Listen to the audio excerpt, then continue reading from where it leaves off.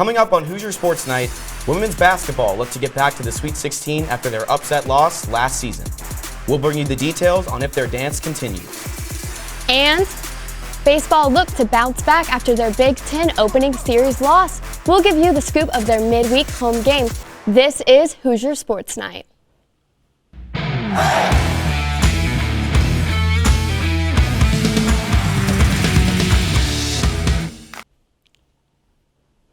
Hello and welcome back to Hoosier Sports Nite. I'm Ryan Rosenthal.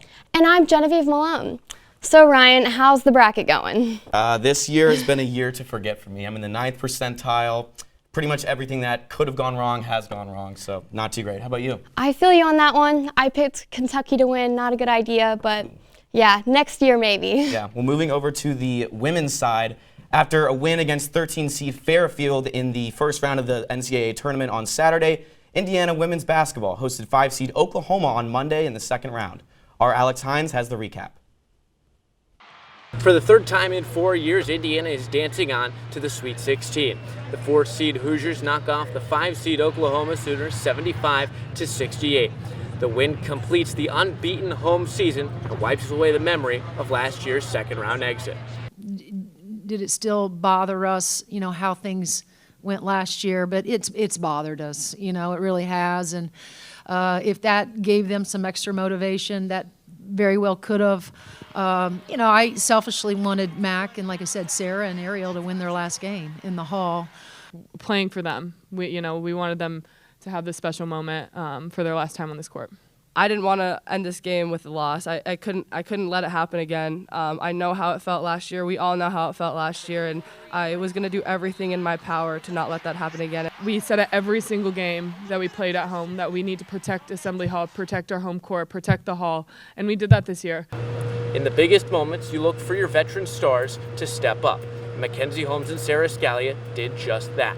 In their final game here at Assembly Hall, Holmes had 12 points in the fourth quarter, while Scalia knocked down 7 of 8 free throws to ice the game away.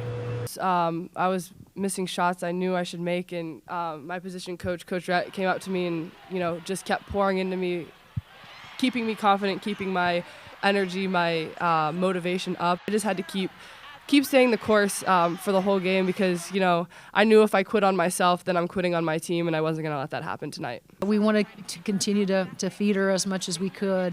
When we needed her to step up, in the biggest moment, she stepped up. The maturity, just the poise that they showed, but also, there's a fight in that group too, that they were not going to go away quietly. I'm soaked toe-to-toe or head-to-toe, but it was all worth it just to be in that room, just celebrating with that group. Indiana heads to Albany for their Sweet 16 matchup against the #1 overall seed South Carolina Gamecocks on Friday.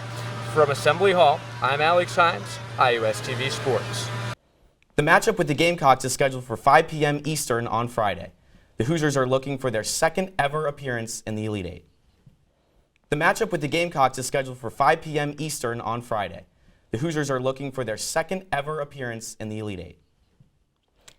The Hoosiers finished their wrestling season over the weekend by taking 6 qualifiers to Kansas City, Missouri for the NCAA National Tournament. 5 of the 6 wrestlers would make it to Day 2, including huge first-round victories for Dan Fergano, Brayton Lee, and Graham Rooks. However, all wrestlers fell in Day 2 of their tournament despite a tough effort. The Hoosiers finished nationals with 13 points, a 6-point improvement from last season. Serving up a double hitter this weekend, IU women's tennis played Ohio on Saturday and Penn State on Sunday. Our IUSTV sports reporter Haley Adams has more. IU women's tennis finishes off their doubleheader weekend with a game against Penn State. IU has a record of 6-12 so far in the season, and their record against Penn State is 14-5 with 3 consecutive losses for their past 3 matches. Let's see how they did today. Let's take a look.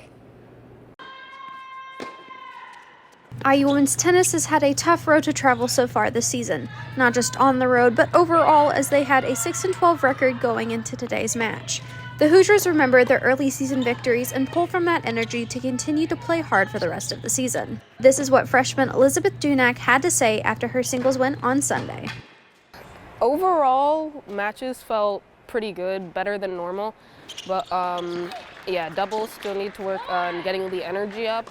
But my actual like playing throughout the day, it was better than usual, getting back to like the same confidence level that I had in the first few matches of the season. With 5 out of 9 players being freshmen, the Hoosiers have been faced with new challenges. Challenges of having a group of players with different styles of play coming together to form one team, a challenge the Hoosiers have shown they can conquer. You know, it's this group is, believe it or not, is a very special. I think, you know, in another year or two, I think all these young players will be really good. So it's just something that we just have to keep believing in ourselves. Just gotta keep digging out there, no matter how hard it is. But I think it's something that just gonna, throughout the years, and I mean throughout the matches, the experience, I think the players are gonna keep getting it. After their match against Penn State today, women's tennis could not add another W to the win column. They look forward to their match against Michigan next weekend, where they travel to Ann Arbor. We'll keep you up to date. I'm Haley Adams for IUSTV Sports. Back to you guys at the desk. The Hoosiers are set to play another doubleheader this weekend in Michigan, where they will play both Michigan and Michigan State. Indiana had a busy week facing Penn State this weekend in a midweek game against Louisville. Against Penn State, Cora Bassett got the girls an early lead after hitting a home run at the top of the third inning, making it her 8th home run of her season. However, this lead would not be enough for the Hoosiers, who lost to Penn State 5-2. Redemption came against Louisville on Tuesday with an 11-6 victory. They started off strong, scoring 6 runs by the top of the second inning, adding to their season high of 16 hits. The Hoosiers look to keep this momentum going against Michigan at home this weekend. Coming up after the break, we crown our Hoosier Highlight Athlete of the Week. And spring football is in full swing. We have more on our graduating seniors' lasting impact on the program. This is Hoosier Sports Nite.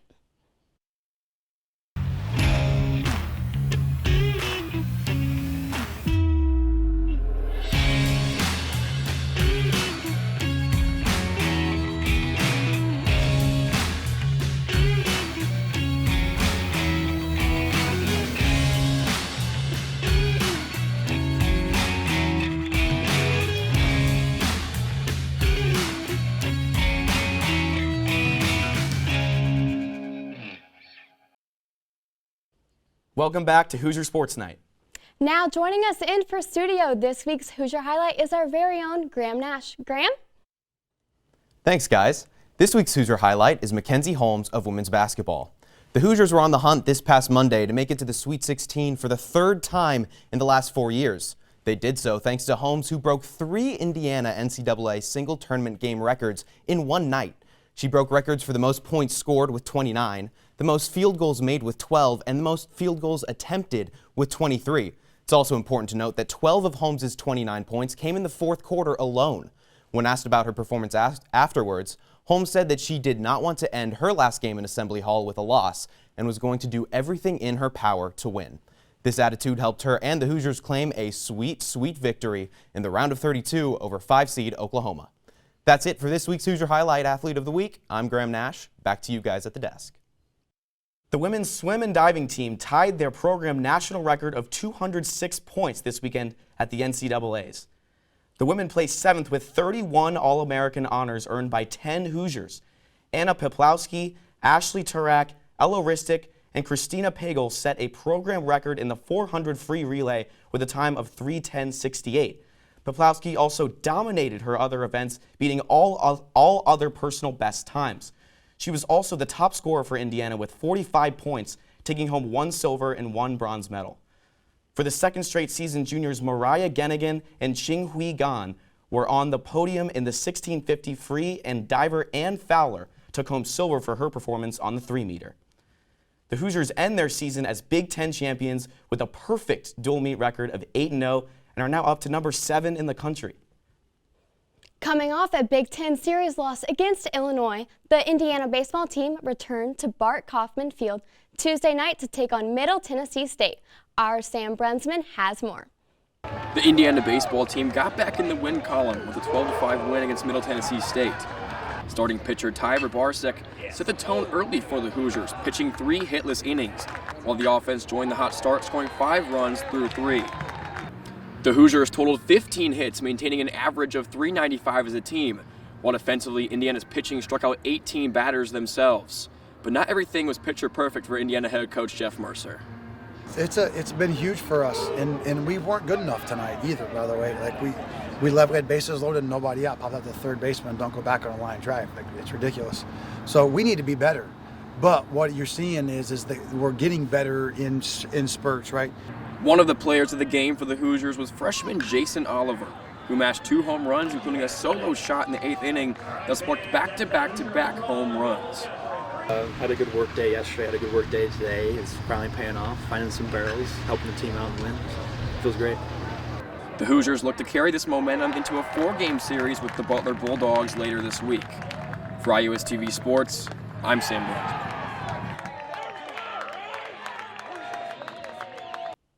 The Hoosiers will open up the Butler series in Indianapolis before returning home for their final 3 games on Friday and Saturday.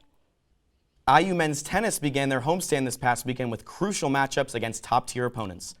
The Hoosiers started Saturday's match against the Purdue Boilermakers with a bang as they secured the doubles point. And on the singles side, Sam Landau picked up the win at number 1, as well as fellow teammate Ilya Tiraspolsky, who clinched the match with a win at number 6. Although the Hoosiers impressed on Saturday, Sunday's showing went in the opposite direction against Cornell. Indiana did secure the doubles point early on, however, that would be the last point they would win as the Big Red swept the singles competition. The Hoosiers will be back in action at the IU Tennis Center with matches against Penn State and Ohio State. With spring football in full swing, we take a look back at the journey of a graduating senior and a remnant of the Tom Allen era of Indiana football. A player whose unsung job on the team exemplifies a true passion and love for the sport. Our Riley Woodall has more. Buried in a roster of 118 players, an individual doing the same workouts, running the same drills, and wearing the same uniform. Ever since I was a kid, I've always wanted to come to Indiana. I've always had the IU jersey, the candy strap pants. But you won't hear his name on Gridiron game days. He was always positive. He just hoped one day, he would get on that field. Meet Connor Hull, an Indiana football walk-on with an infectious love for the sport. That all started when he first put a helmet on in 2nd grade.